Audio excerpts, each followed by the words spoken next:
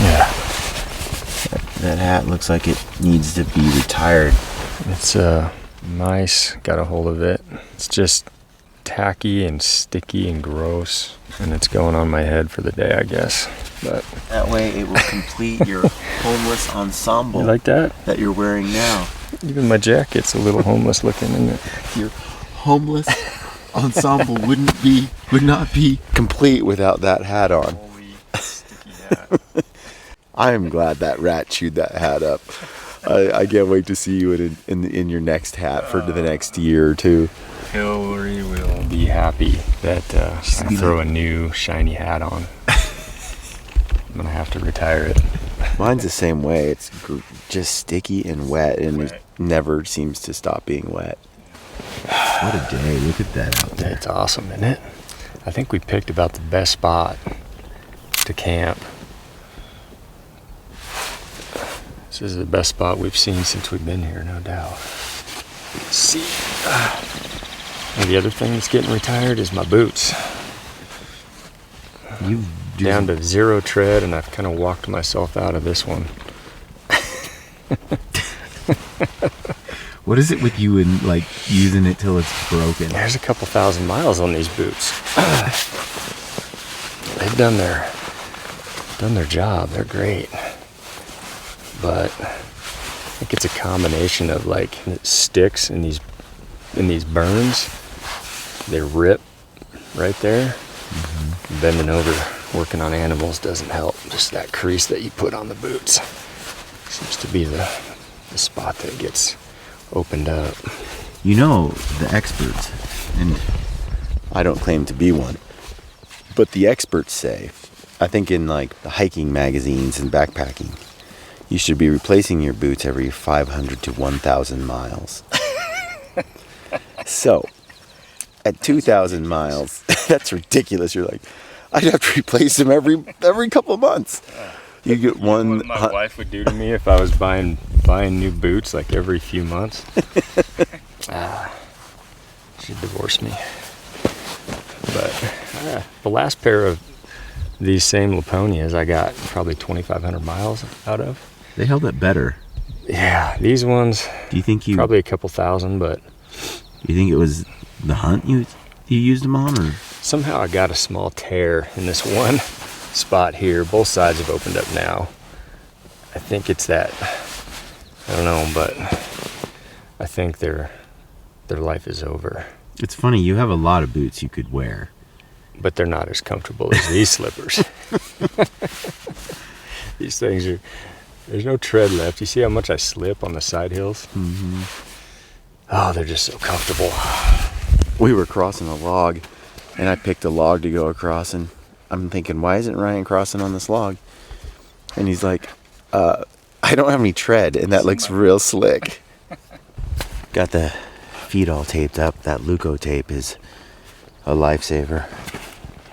It's nice to have just in case. Normally my feet are pretty tough, but we put on a lot of miles. Sweaty, hot feet, wet feet. Just a recipe for getting blisters. So far, none, and that's how I want to keep it. So if I start to feel a hot spot like that, I'm gonna get some tape on there before it turns into a problem.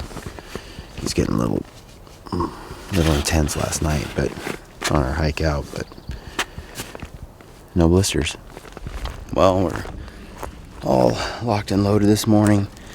We had a little siesta, a little break this morning. Breakfast, some tea, and Ryan and I just kind of took in the morning. It was pretty cool. And we got the meat out of the tree, hung all night, downwind of us, blowing off that bluff, just trying to make it so no grizzlies are attracted to it, smell it, come through our camp to get to it. Worked out well. And then headed down this ridge, and then we're going to be at the bottom grabbing Ryan's meat, and then we got a bit of hiking, and then we're going to get in that pack of rafts and float. Should be wild. Well, looks like we made it. All the meat up in the tree. No bears got to it. It's going to suck.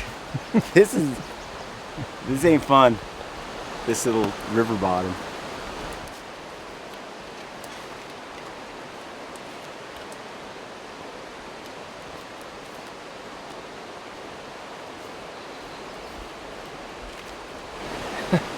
How's that feel? Oh, it's heavy. Yeah.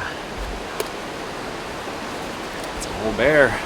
Yep, we each have a full bear in camp in our packs. Good thing we got boats to help with some of this. Yes, sir. This is gonna suck. I don't like this next 500 yards we have here. Oh gosh. We had to climb up out of there, it's too choked. And then there's all these washes down here, so we got up high. We just side hill a little ways, we're gonna hit this ridge and walk out the ridge. But we're pretty much home free. The worst part's over.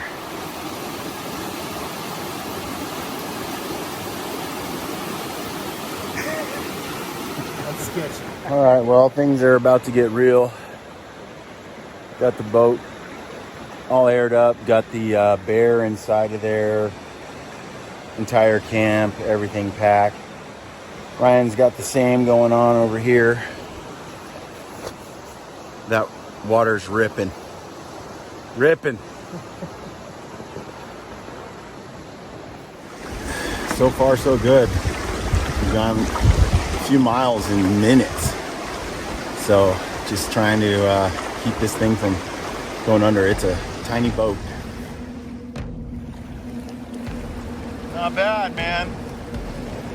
Like this. Beautiful meat. All right, well, it looks like we have about a 10-mile float in front of us. Based on what we're seeing on the maps, because we've been studying the maps quite a bit, we're using OnX. We're looking for tight turns along the river that might indicate some dangerous rapids, as well as looking at the satellite imagery, we're able to determine where the whitewater is. And there's a couple of spots that look pretty sketchy to us, and we're gonna pull out at those spots, get out, walk around, check the river with our own eyes, and if it looks like we can still float it, we'll get back in the boats. If not, we'll load them back into the backpacks, and we're just gonna have to hike around those spots.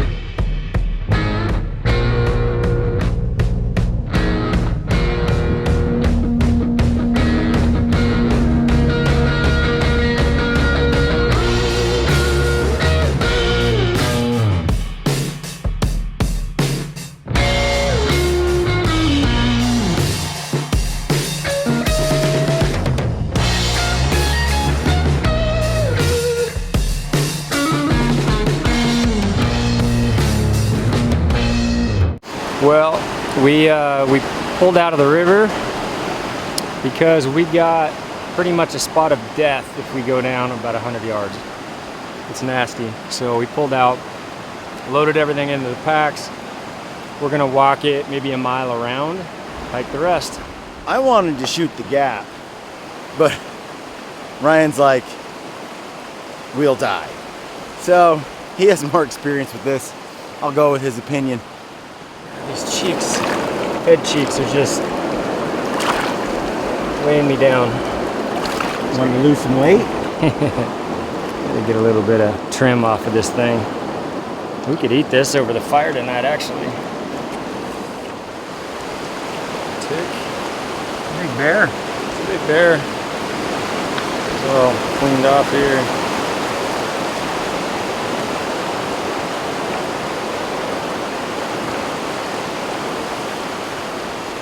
What do you think? I'll clean her down a little bit more tonight, but great bear, huh? Trimmed a couple pounds off there.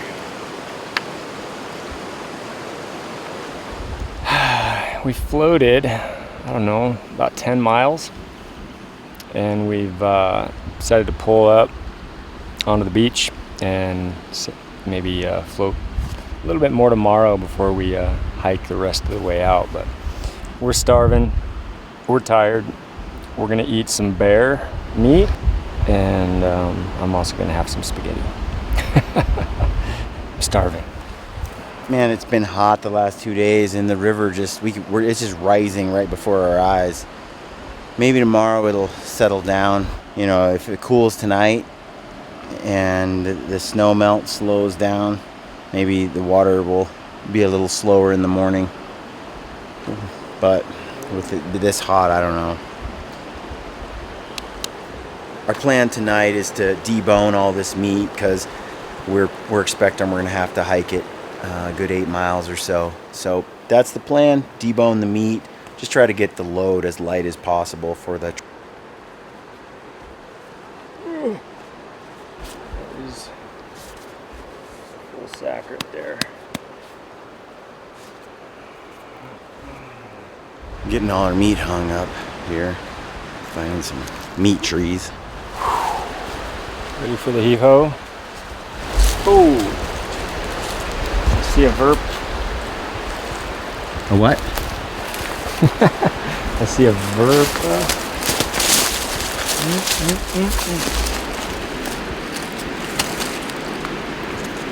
So, I'm kind of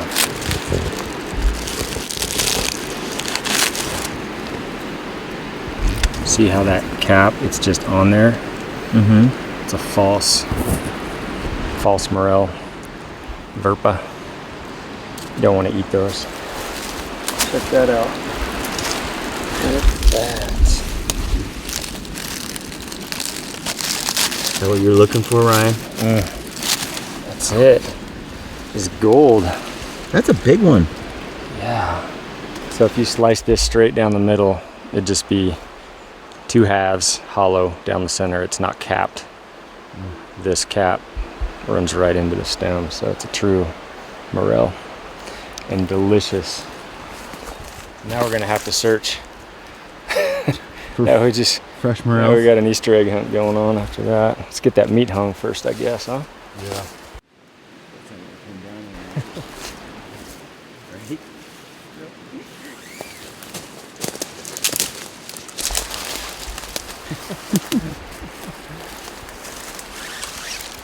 Perfect. And the hunt begins. Time to find morels. Got the bear meat ready. I want to fry that up in some bear fat. That's right. Jet boil and bear fat. Cooking up some bear meat first and all that rendered fat. Fortunately, these bears have a little fat on them, so we could use it. Some of it was caul fat, and then we found a pile of morels, so we're gonna dump those in and let those just fry in that same oil. So deep fried morels and deep fried bear nuggets. It's gonna be really good. Bam.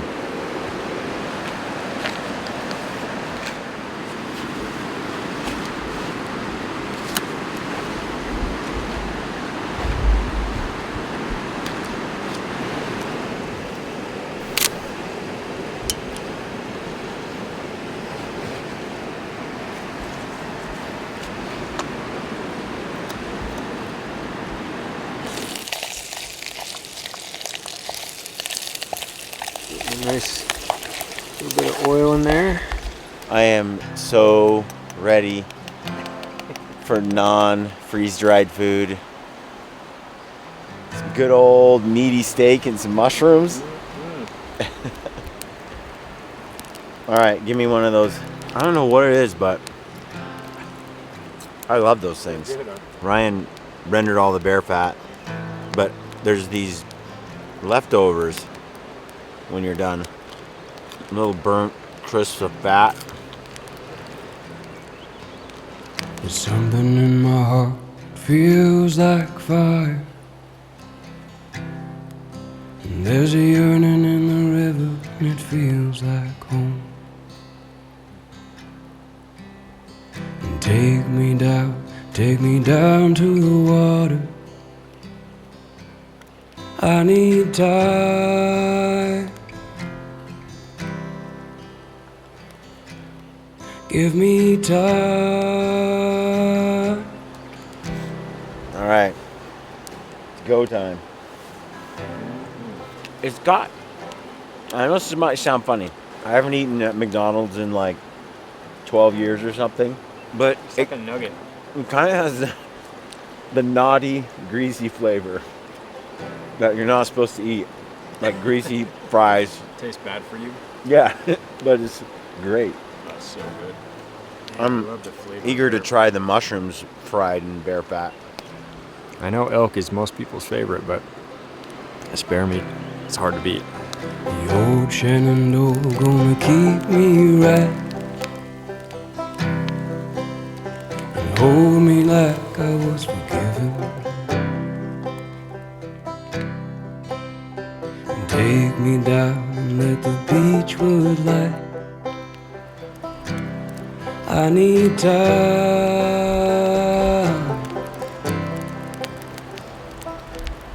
Give me time.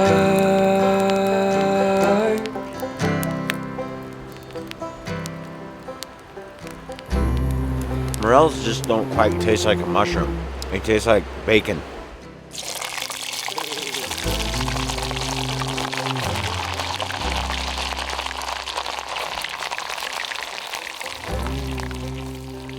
So good, aren't they?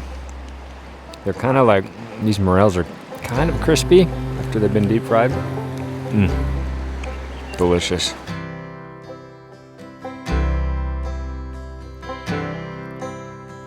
Telling myself to keep good faith. There ain't much these days to celebrate. Pulling my hoodie over my face. I need time.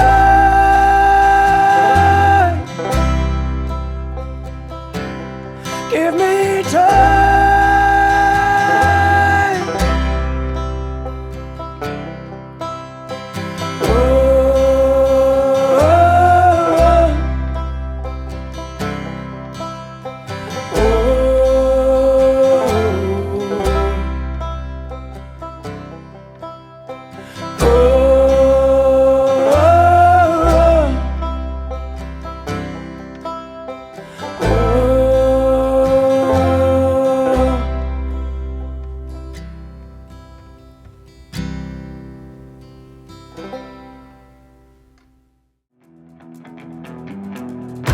Hey folks, I hope you guys enjoyed that gritty film. This YouTube channel is exclusively hunt films. There's no other content published here. So if you like this video and you want to see more like it, make sure you subscribe to this channel if you have not already, and ring that notification bell so that you never miss a gritty film production. And if you want to see more behind the scenes gear discussions and other podcast content, check out our other YouTube channel, Gritty Gear and Podcast. And for gritty discounts, events, and merch, check out our website at briancall.com.